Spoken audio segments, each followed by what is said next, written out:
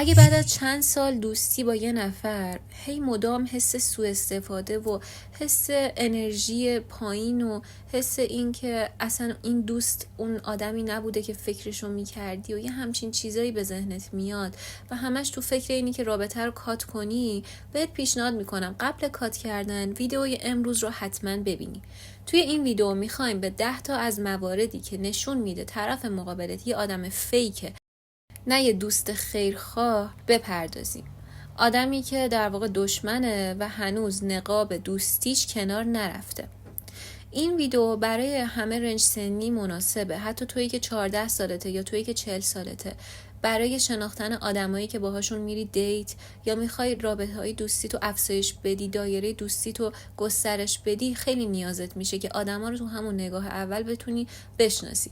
هرچند تو نگاه اول نمیشه دقیق شناخت، ولی خب یه سری نشونه‌ها هست که میتونه کل بنیاد اون آدمو لو بده که توی ادامه ویدیو بهت میگم. قبلش خیلی خوشحال میشم که دکمه سابسکرایب رو فشار بدی و پیج رو حتما دنبال کنی، چون توی پیج یوتیوبمون قراره کلی از این ویدیوهای آموزشی بذاریم که به بهبود روابط، به بهبود کیفیت زندگی یا حتی کیفیت سبک زندگی خودت و سلامت منجر بشه. پس برو بریم که ببینیم 10 تا نشونه دشمن دوست نما چیه. اول از همه حسادت پنهان.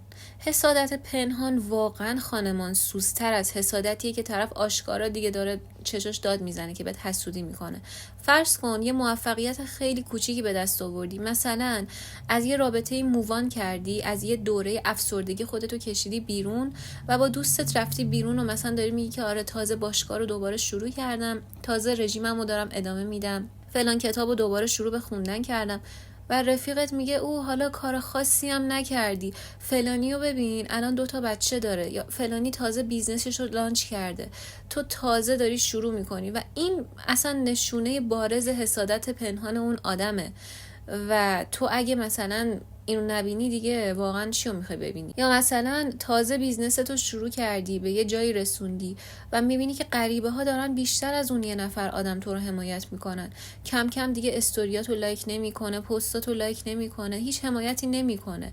و حتی به شخصه دیدم که طرف میره آشکارا از پیج‌های دیگه که همزمینه پیج تو ان حمایت میکنه، لایکشو اصلا زیر اون پستا میبینی، ولی وقتی به پیج تو میرسه، وقتی به بیزنس تو میرسه، فقط یه سکوت مرگبار حاکم میشه و تو اون سکوت چه حسادت هایی که خودشو داره نشون میده. و از روی این مورد ما نمیتونیم بگیم طرف خیلی بد دله، خیلی بد ذاته. نه، در واقع اون یه آدم بیچاره است، یه آدمیه که نمیتونه عین تو جسارت دوباره شروع کردن رو داشته باشه، اینکه دوباره دست بذاره رو زانوهاش پا بشه. وقتی اینو توی تو میبینه به این قبطه میخوره که چرا خودش نمیتونه، و چون نمیتونه این کارو بکنه، آسون ترین کار براش چیه؟ اینکه با فرستادن انرژی منفی، با حسادت کردن، با تحقیر کردن های پنهان انرژی تو رو بگیره و مانع از پیشرفت تو بشه.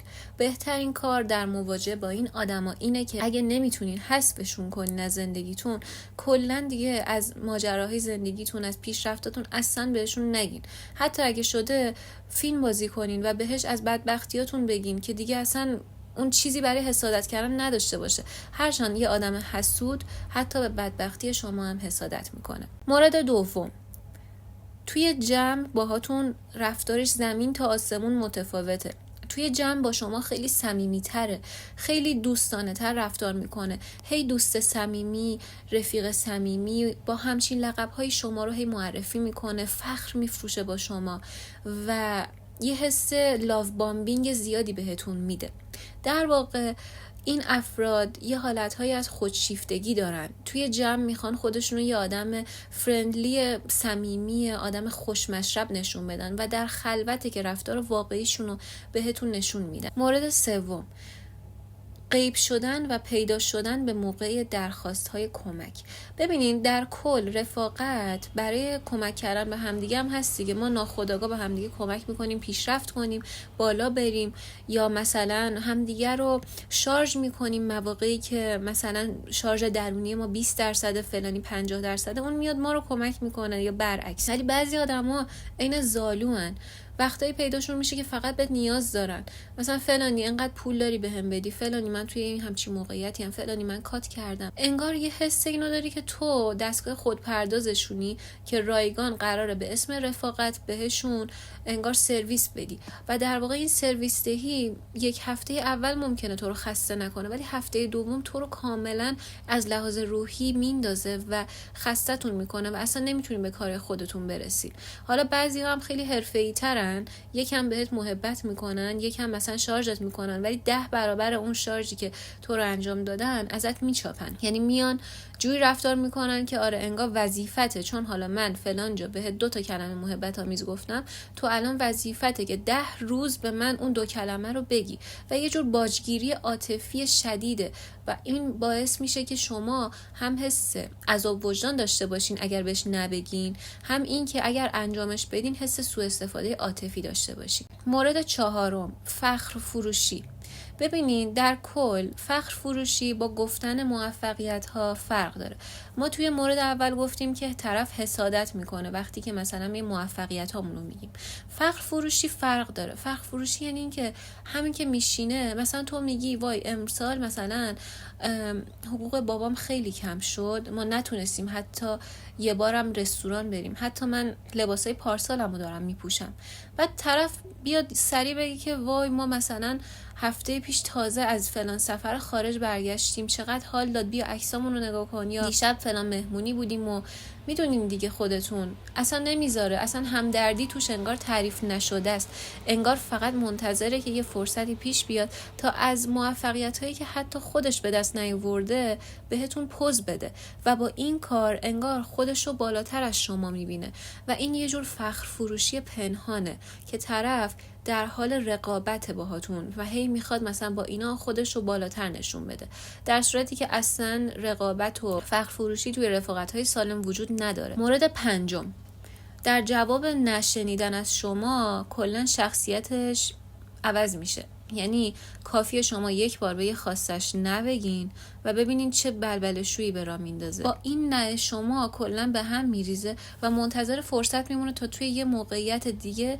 این نه شما رو جبران کنه، در صورتی که شما اصلا به خاطر بد بودن خودتون یا این که ازش خوشتون نمیاد بهش نه نگفتین، به خاطر شرایط خودتون بوده و حتی بهش لطف کردین، ولی اون آدم به خاطر اینکه نمیتونه بپذیره اینو به شکل یه دشمنی پنهان میبینه و دوست داره که جبران کنه و جبران هم میکنه. مورد 6 که یکی از مهمترین نشونه هاست، این که میبینین وقتی که از دیت باش برمیگردین خونه دچار سردرد، دچار بی انرژی، دچار حس بد، حس سرخوردگی، حس پایین اومدن اعتماد به نفس دارین. این یکی از بارزترین نشونه هاییه که میگه دوستتون آدم فیکه و اصلا آدم مناسبی نیست، چون بدن ما، فیزیک ما سریعتر از روان ما جواب میده، سریعتر از همه چی متوجه اون انرژی و موقعیت میشه و وقتی شما توی یه موقعیت حالتون خوب نباشه، حال روانتون اولین جا توی بدن خودشو نشون میده. پس اگه دیدین با یه آدم رفتین بیرون و دچار سردرد شدین، البته این مورد باید بیش از 3 بار اتفاق بیفته که بتونین به طرف ربطش بدین، دیدین که دچار بی انرژی شدن و دچار سردرد و دچار اصلا خستگی عاطفی و روانی شدین، بدونین که طرف انرژی شما رو نوش جان کرده و شما رو قشنگ چلونده و فرستاده خونه و سعی کنین دیگه با این آدما کمتر بیرون برین و کمتر رابطه داشته باشین. مورد 7 که یکی از موارد خیلی مهمه اینه که موقعی که تو بهش نیاز داری غیب میشه. موقعی که تو وارد دوره افسردگی میشی، دوره‌ای که نیاز به حمایت داری، میبینی اصلا طرف دیگه نیست، انگار فقط رفیق روزای خوش توئه، انگار کسیه که فقط میخواد مثلا انرژیت وقتی بالاه بیاد پیشت و از اون انرژی بالات استفاده بکنه، حال خودش خوب بشه و بعدم غیب بشه. دوست خوب کسیه که توی هر موقعیتی پیش تو باشه، حمایتت کنه و همینطور متقابلا تو براش اینجوری باشی. پس کسی رو دیدی که توی مواقع ناراحتی تا گذاشت رفت، بی توجه بود، همون لحظه حذفش کن، اصلا دیگه نیاز به بازبینی و اینجور چیزا هم نیست. مورد 8 که این مورد رو من نمیتونم بهت قول بدم از همون نگاه اول بفهمی، چون غیر ممکنه، این که طرف پشت سرت حرف بزنه.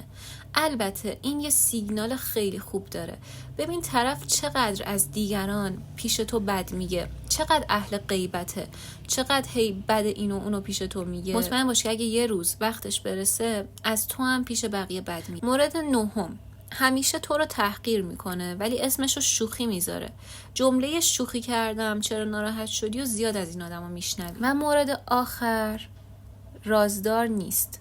اینو از کجا میشه فهمید؟ اینو از اینجا میشه فهمید که یهو میبینی از دهن یه دوست دیگه‌اش یکی از رازای تو پریده بیرون و میفهمی که بله اینا موقعی که بیکار شدن رفتن از کل داستان تو پیشم دیگه حرف زدن. این نشون میده که اون دوستت اصلا دوست صمیمیت نبوده و یه آدم بیکار بوده که اصلا از رازداری هم هیچی بلد نبوده، حفظ به حریم شخصی هم هیچی نمیدونسته و مواقعی که بیکار بوده میرفته با دوست صمیمی واقعیش رازهای تو رو حرف میزد و میگفتن و میخندیدن. امیدوارم که این ویدیو به دردتون خورده باشه. توی کامنت ها بهم بگین که آیا مورد دیگه هست که من یادم رفته باشه، شاید موارد دیگه هم هست. خوشحال میشم که ببینم شماها دیگه چه رفتارهایی از دوستاتون دیدین و توی نگاه اول بهش توجه نکرده بودین.